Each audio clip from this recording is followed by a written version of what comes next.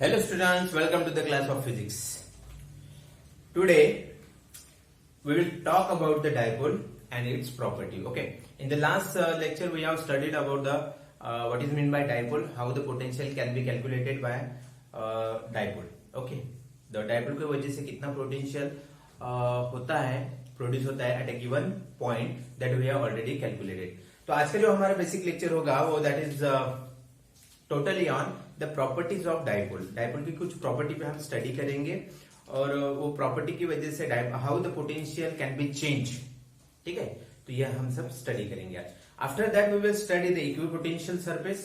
Equipotential surface क्या होता है उसकी हम स्टडी करेंगे and then after we will study the relation between electric field and the potential. Okay, तो ये हमारा आज का टॉपिक होगा.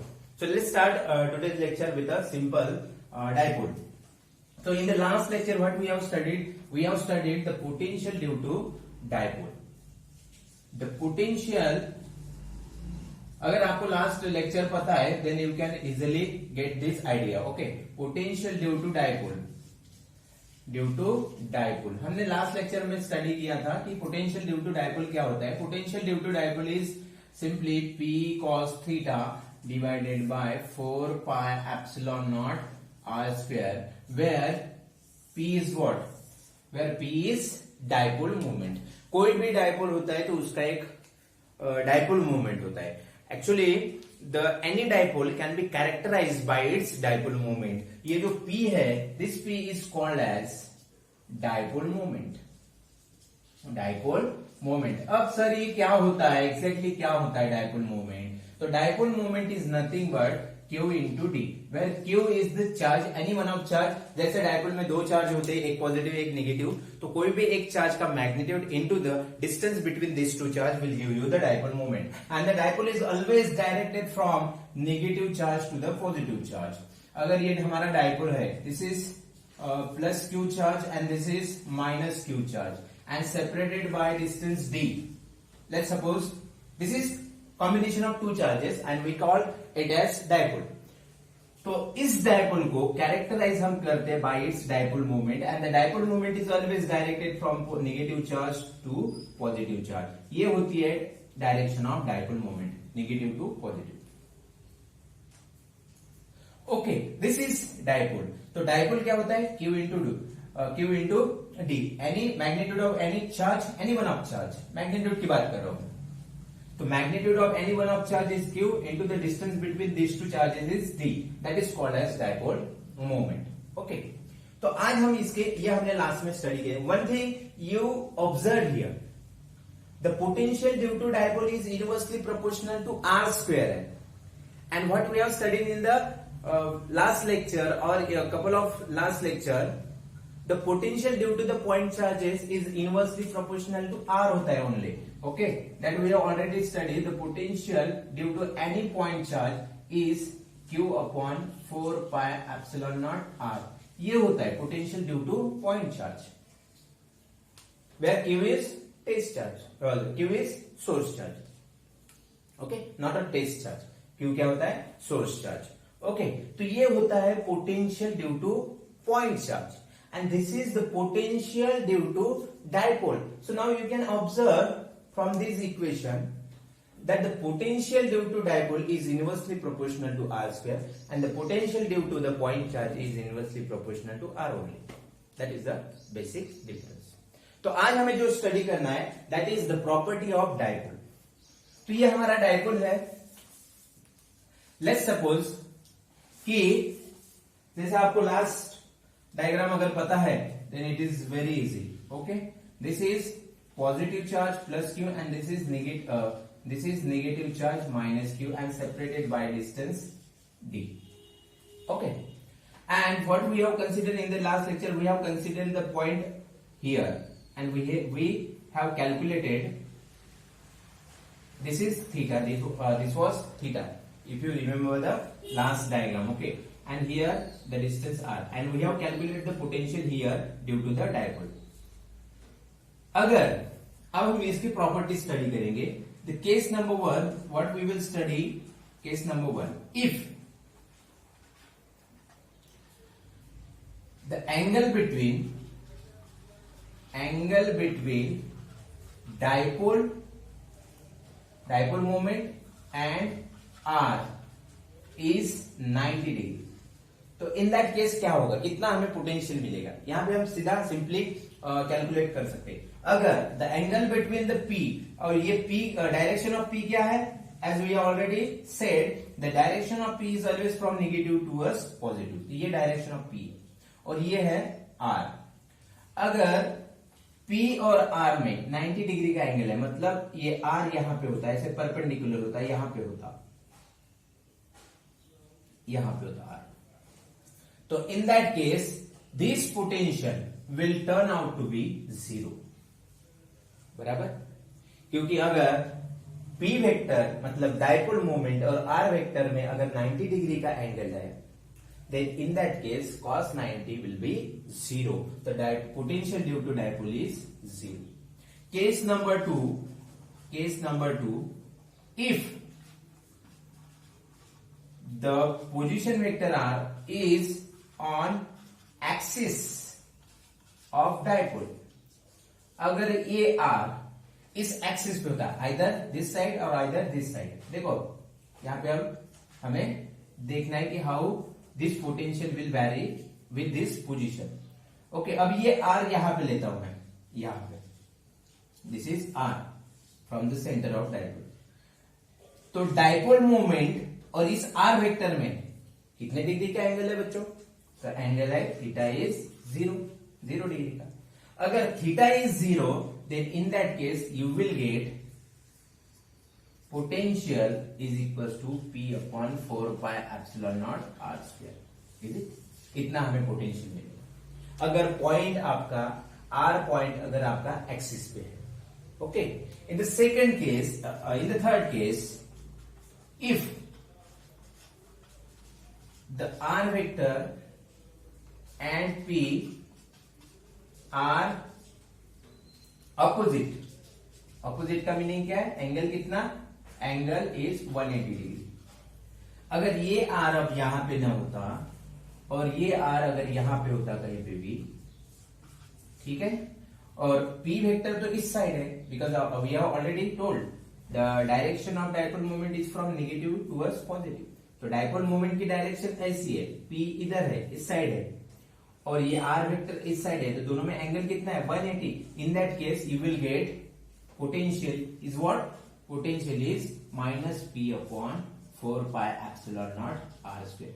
Or these are the simple things you need to keep in mind. These are the properties of dipole. Okay. Or you can say these are the cases where we can study the dipole at a dipole where we have taken the point at a 3 different position. Okay. यहाँ पे when there is 90 degree, when there is 0 degree, and when there is 180 degree. So in that case you will get the dipole. So the potential due to dipole can be 0, negative or positive. Okay, that depends on the angle where you are taking the position, where you have to calculate the potential. Okay, I hope कि आपको यहाँ पे properties समझी होंगी। Then we will move towards the equipotential surface.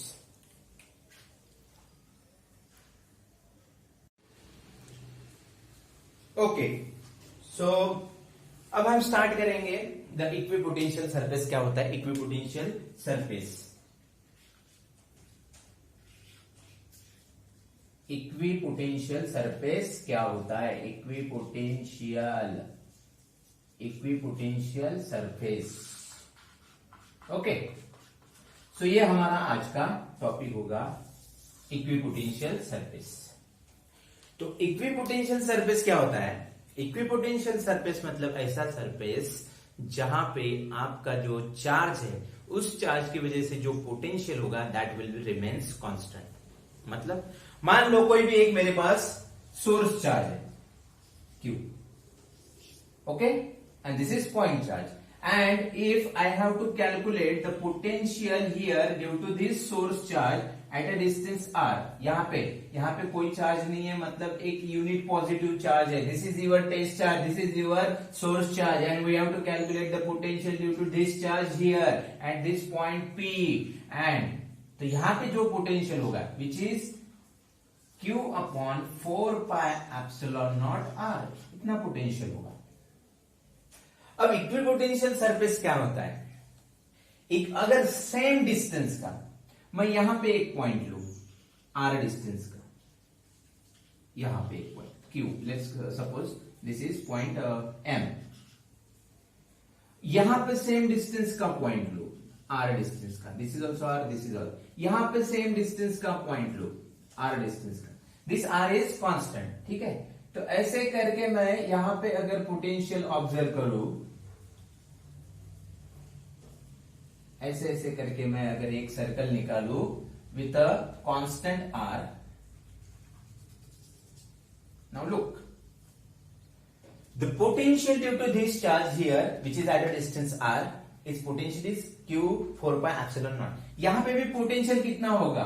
Q upon 4 pi epsilon naught R। यहां पे भी potential, क्योंकि डिस्टेंस सेम है, Q upon 4 pi epsilon naught R, Q upon 4 pi epsilon naught। Here also if the distance is same, Q upon 4 pi epsilon naught R। Here also the potential is same, Q upon 4 pi epsilon naught R। तो अगर ऐसा एक surface निकालू मैं कि ये distance constant है, constant है, कांस्टेंट है, कांस्टेंट है, and at a constant distance the potential here here here here and everywhere on this surface is same, constant, तो इस सरफेस को हम बोलते हैं equipotential surface. This surface is called as equipotential surface. तो इसका मतलब क्या है कि ऐसा सरफेस जहां पे पोटेंशियल आपका कितना होगा? कांस्टेंट होगा, this is called as equipotential surface. अगर ये सरफेस ऐसे होता, कुछ इस शेप का होता, इस शेप का, और ये हमारा सोर्स चार्ज है Q, तो यहां पे पोटेंशियल कुछ अलग होता, यहां पे पोटेंशियल कुछ अलग होता, यहां पे पोटेंशियल कुछ अलग होता, यहां पे पोटेंशियल कुछ अलग। This is not equipotential surface, this is the equipotential surface, जहां पे कांस्टेंट पोटेंशियल होता है, यहां पे यहां पे यहां पे यहां पे, you will get the constant potential due to this charge, is called as equipotential surface. Okay, तो दिस इज इक्विपोटेंशियल। तो अगर मैं कोई एक और कॉन्सेंट्रिक स्फीयर निकालू यहां पे ऐसे करके, now let suppose this is another sphere I am drawing here end of radius R dash. तो यहां पे इस चार्ज की वजह से जितना पोटेंशियल होगा, यहां पे भी सेम होगा, यहां पे भी सेम होगा, यहां पे भी सेम होगा, यहां पे भी सेम होगा, यहां पे भी सेम होगा, यहां पे भी सेम, ठीक है। तो this is also called as equipotential. अगर और फिर से मैं और एक सर्कल निकालू of radius R double prime, तो यहां पे पोटेंशियल यहां पे यहां पे यहां पे करके करके पोटेंशियल कैसा होगा? सेम होगा due to this charge. So these are called as equipotential surface. So equipotential surface can be concentric circle, concentric sphere हो सकते हैं। सो ये हो गया हमारा इक्विपोटेंशियल सरफेस। तो सिंपल डेफिनेशन है इक्विपोटेंशियल सरफेस की, where the potential is constant. Okay, तो sir it is only possible that the equipotential surface is spherical or circular in shape? No, it is not necessary. Equipotential surface plane sheet में भी हो सकता है। कैसे?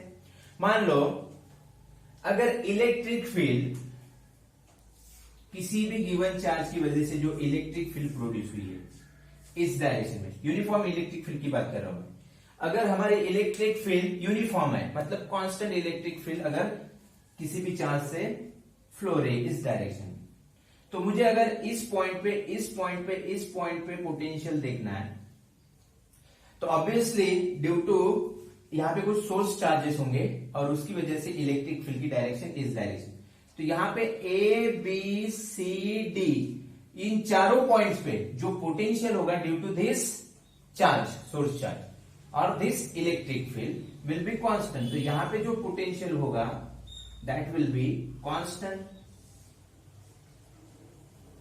तो ये चारों पॉइंट पे जो पोटेंशियल होगा वो कांस्टेंट होगा।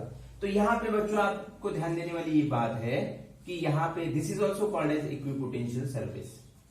तो प्लेन में भी हो सकता है इक्विपोटेंशियल सरफेस। फिर से मैं अगर कुछ सम डिस्टेंस पे after that we have to calculate the potential, तो इस शीट पे, शीट 1 पे और शीट 2 पे इस चार्जेस, यहां पे जो सोर्स चार्जेस हो गए उनकी वजह से जो पोटेंशियल होगा यहाँ पे कांस्टेंट होगा, यहाँ पे भी कांस्टेंट होगा, लेकिन वो डिफरेंट होगा। यहाँ पे पोटेंशियल ज्यादा होगा क्योंकि डिस्टेंस कम है, और यहाँ पे पोटेंशियल कम होगा क्योंकि डिस्टेंस ज्यादा है। And you know if the distance is large potential is less, and if the distance is less potential is large. Okay, तो potential, equipotential surface can be spherical, concentric sphere भी हो सकता है, और ऐसे कुछ प्लेन टाइप भी हो सकता है। लेकिन कंडीशन क्या है? कंडीशन ये है कि पोटेंशियल शुड बी कांस्टेंट। अगर आप किसी भी पॉइंट पे जाओ उस सरफेस पे, then you should have the constant potential due to the charge. ये जो सोर्स चार्ज है, इस चार्ज की वजह से वहां पे हमें कांस्टेंट पोटेंशियल मिलना चाहिए। इसको बोलेंगे हम इक्विपोटेंशियल सरफेस। अगर मान लो इक्विपोटेंशियल सरफेस पे कांस्टेंट पोटेंशियल नहीं होता, मतलब कोई भी रैंडम शेप का, जैसे हमने यहां पे ड्रॉ किया था, तो यहां पे कोई भी शेप का अगर हम एक सरफेस लेते तो यहां पे इक्विपोटेंशियल सरफेस नहीं है, तो मतलब यहां पे पोटेंशियल कुछ अलग है और यहां पे पोटेंशियल कुछ अलग है, ठीक है। तो यहां पे और यहां पे पोटेंशियल सेम नहीं है, इसका मतलब this is not your equipotential surface, so the work can not be done. क्योंकि हमने यहां पे स्टडी किया था वर्क में, अगर आपको पता है तो work done to bring a unique test charge from infinity to that point, then it should have potential difference, ठीक है। पोटेंशियल डिफरेंस होना चाहिए, हमने लास्ट लेक्चर में स्टडी किया था। The work done is nothing but the potential difference.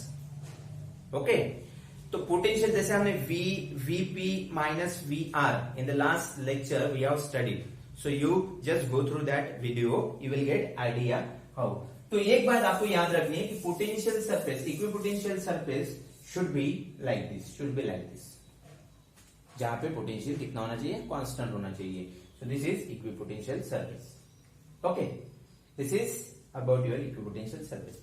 Now ये simple definition है, और one thing you need to keep in mind, अब ये सोर्स चार्ज है, and due to this source charge there is electric field lines.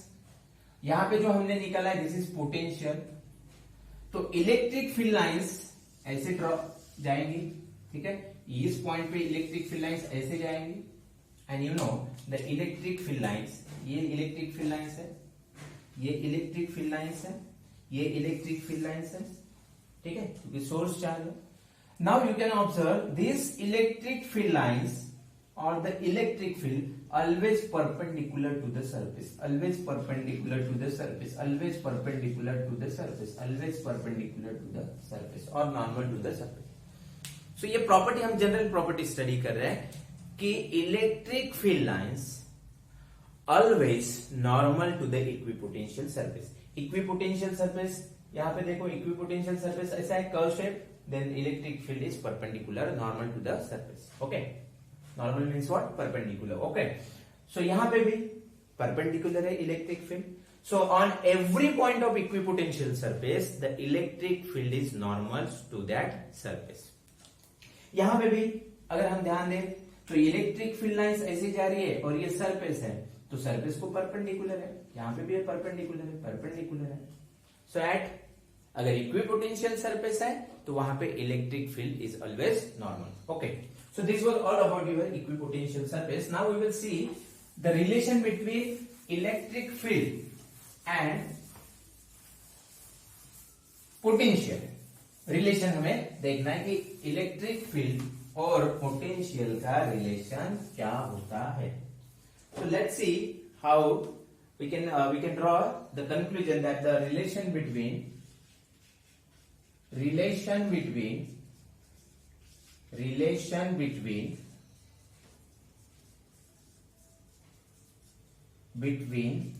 electric field and potential, ठीक है।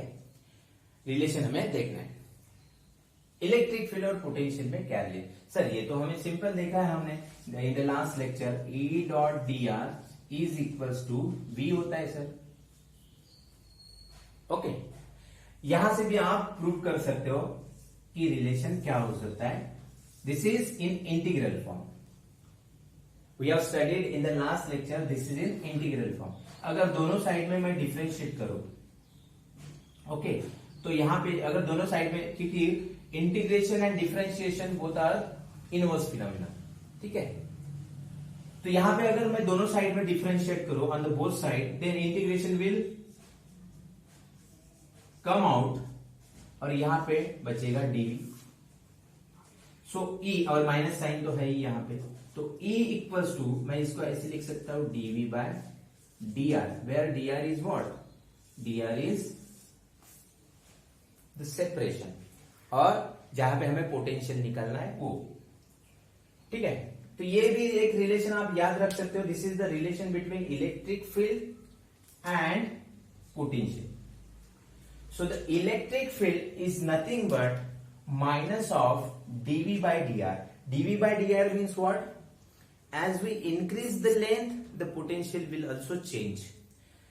अगर length change कर रहे हो, डिस्टेंस चेंज कर रहे हो, then your potential will also change. अगर यही कंसेप्ट हम इक्विपोटेंशियल सरफेस को कंसीडर करके अगर कैलकुलेट करें, सो मान लो कोई भी एक मेरे पास एक इक्विपोटेंशियल सरफेस है लाइक दिस, ये इक्विपोटेंशियल सरफेस है, और यहां पे एक दूसरा इक्विपोटेंशियल सरफेस है लाइक दिस।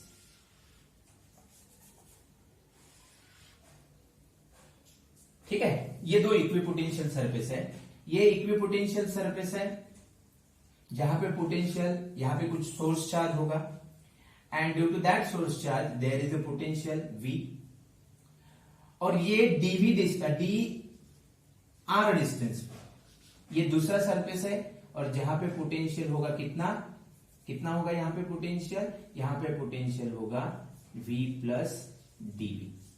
अब यहां पे बच्चों ध्यान दो, यहां पे कुछ सोर्स चार्ज है, मान लो एक Q सोर्स चार्ज है, and due to that source charge here the potential is V, और यहां से dr डिस्टेंस पे, dr के बदले में यहां पे dl ले लेता हूं। Okay, at a dl distance there is another surface, equipotential surface, और वहां पे उसका पोटेंशियल है, यहां पे इस चार्ज का पोटेंशियल है V प्लस डीवी, क्योंकि ये dl डिस्टेंस से बढ़ गया तो यहां पे पोटेंशियल V प्लस डीवी।